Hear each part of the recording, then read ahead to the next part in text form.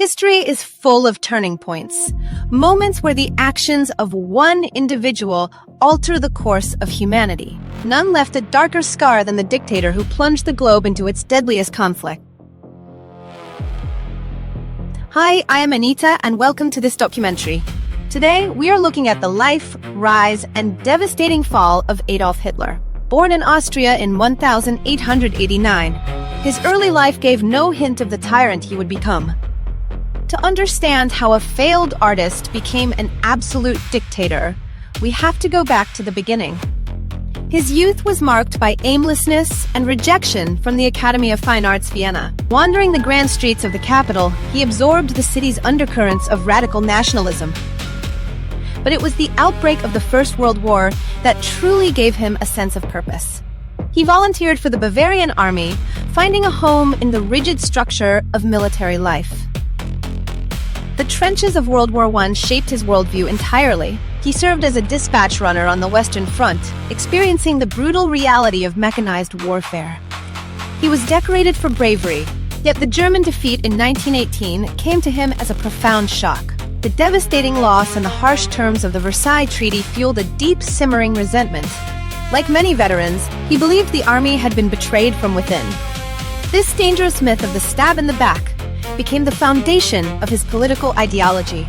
Returning to a chaotic Munich, he was sent by the army to monitor a small fringe political group. Instead of reporting on them, he realized their extreme views mirrored his own. He joined the German Workers' Party, soon taking control and renaming it the Nazi Party. His fiery speeches began attracting crowds, drawing in the disillusioned and the angry. By 1923, he believed the time was right to seize power by force. Inspired by Mussolini's March on Rome, he launched a coup attempt known as the Beer Hall Putsch. The rebellion was quickly crushed by the police, and he was arrested for treason. It seemed his political career was over, before it had truly begun. But he used his trial as a platform, turning a local uprising into national news. Sentenced to 5 years, he served only 9 months in comfortable conditions. During this time, he dictated a book that would become the blueprint for his future atrocities. In Mein Kampf, he laid out his twisted racial theories and his aggressive foreign policy goals. Upon his release, the political landscape had changed, and the economy was stabilizing. He realized that to gain power, he would have to do it legally, through the ballot box. For years, the Nazi Party remained on the fringes of German politics, but the Wall Street crash of 1929 sent the global economy into a tailspin, hitting Germany especially hard. As unemployment soared and millions went hungry, desperate voters turned to radical solutions. His party's vote share skyrocketed, making them the largest party in the Reichstag by 1932. Traditional conservative politicians underestimated him, believing they could control him if they gave him office. In January 1933, he was appointed Chancellor of Germany. Within weeks, a mysterious fire burned down the Parliament building. He used the crisis to pass an emergency decree, stripping away basic civil liberties. Political opponents were arrested, the free press was crushed, and democracy was dismantled.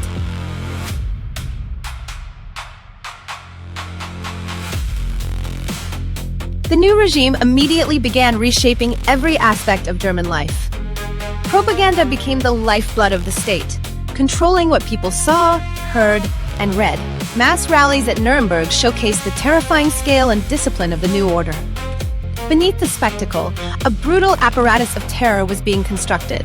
The Gestapo and the SS operated outside the law, ensuring total conformity through fear. Simultaneously, the economy was heavily militarized in direct violation of the Versailles Treaty. He began aggressively expanding the borders, testing the resolve of the international community. First the Rhineland, then Austria, and soon the Sudetenland fell under his control. The Western democracies, desperate to avoid another war, pursued a policy of appeasement. But every concession only fueled his ambition for more territory. By 1939, his demands had pushed Europe to the breaking point, formed alliances with other fascist regimes, most notably with Mussolini in Italy. He then signed a shocking non-aggression pact with the Soviet Union, securing his eastern flank. On September 1, 1939, German forces crossed the border into Poland. This unprovoked attack finally forced Britain and France to declare war.